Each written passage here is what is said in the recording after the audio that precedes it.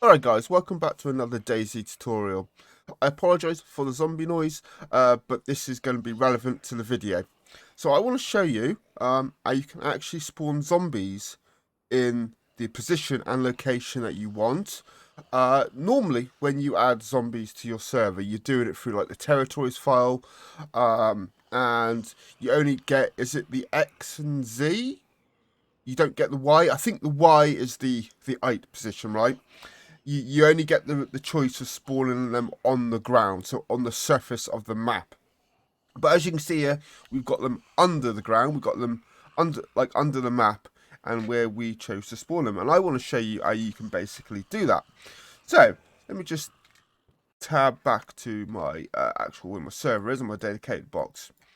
Right, there's a mod called you can see it where my mouse cursor is, Zombie Spawn Tool. So just go to the workshop page and search for a mod called Zombie Spawn Tool and install it. Install that mod as you would install any other way. But you do need to make sure it's loaded as a server mod. Certain game hosts will automatically add the mod to your command line, and if they do, I believe they'll add it to the client side.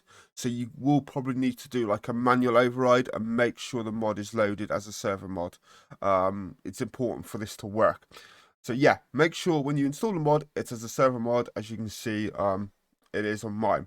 Once you've got it all loaded, do make sure your server is stopped. If it isn't, make sure you stop your server and you restart your server after the mod and everything is installed. Once you've got your server up and running, providing you've got no other errors or anything, your server in your profiles folder, it should generate you another folder called Zombie Spawn Tool. Now, I say this in every video. I always refer to my profiles folder as profiles because that's what it's called. That's what it is. Some people get confused because game hosts, certain game hosts will call their profiles folder SC. Nitrado, I couldn't say the name then. Nitrado call their profiles folder config. And some other game service providers may call it something else, but the three typical main ones is profiles, SC, or config. So look for one of them when I say profiles folder. Sometimes it can be called server profiles. I think depending on if you've got your server set up, you've got a dedicated box or whatever, you set your server up on your own computer, you can essentially call this, I think, folder whatever you want to call it. But yeah, typically, if you're not messing around with any custom stuff, you just leave it default. It's either going to be profiles, SC, config, and that's it. So yeah, just keep that in mind when I say profiles. So go to your profiles folder, and then there should be a folder in there called Zombie Spawn Tool. Open that up, and you got some JSON files. We've got a loot spawn JSON file, which you get a couple of bits of loot in it with some locations as default. Now, I'm not going to go into this. I don't use this. You can see we've got a seed chest that's meant to spawn with an AK and some ammo. I put all this to 0. I don't have it spawning. And this, I believe, is also set for the Chinaris map as default. So if you're using a custom map, then these positions are going to be wrong. But if you do want to get loot spawn as well, this is a good way of spawning objects like a sea chest with loot inside, or you can just generally spawn loot just on the ground. You can come in here, you can do this. You can choose what you want, and I do believe, I think I've got rid of it. Yeah, you got like spawn locations. I just put mine as 0. But yeah, I don't use that. But what I want to talk about is more the zombie spawning. So there's a zombie spawn tool config JSON. Open that up, and you get this JSON file. Now, this is modified because I've obviously been using this, but essentially what you'll get is you'll get like the minimum amount, maximum amount of zombies, the spawn max radius. I believe this is how far the zombies will spawn out from your location. I believe, I could be wrong. You get a delay in seconds, and then you also get a first delay in seconds. So I think this is the time the first delay when your server restarts, I guess. And then after the first one is how many seconds delay, I think. Maybe once you've killed them and they've all despawned. You got a trigger location, so I believe you can set when a player enters the trigger location, it will trigger zombies in the spawn location.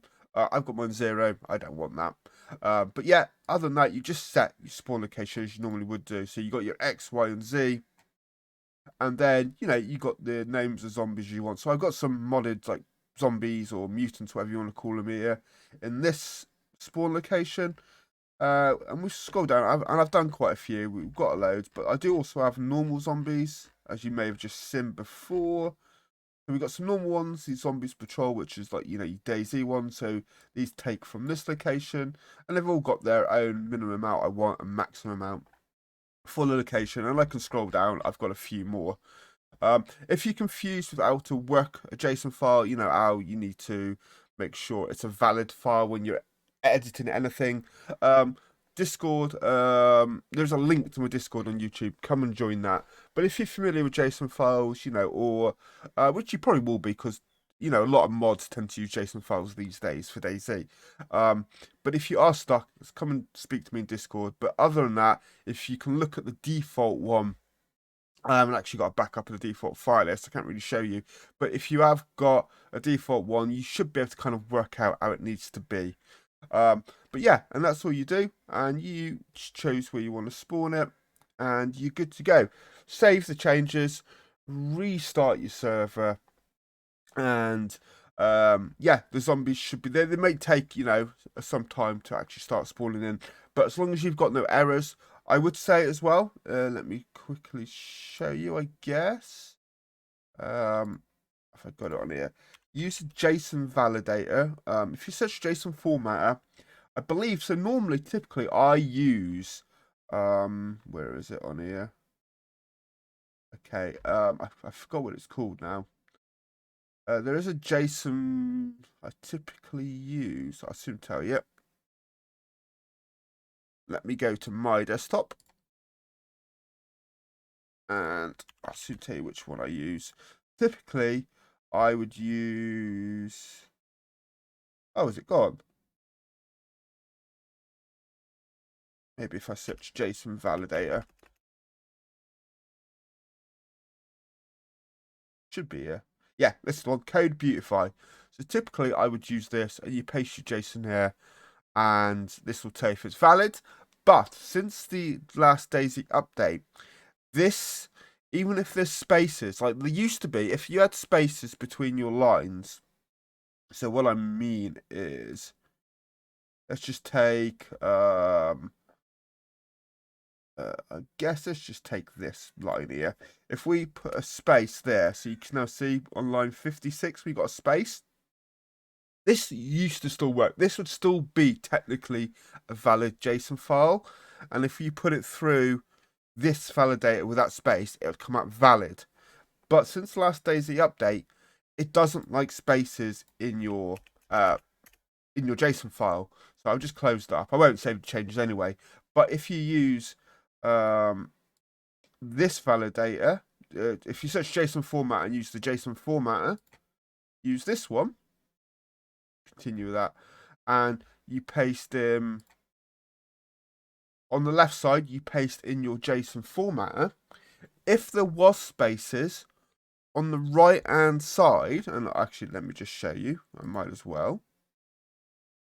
So let me just put a space there, look, so line 56. Let's just copy that, paste it in on the left.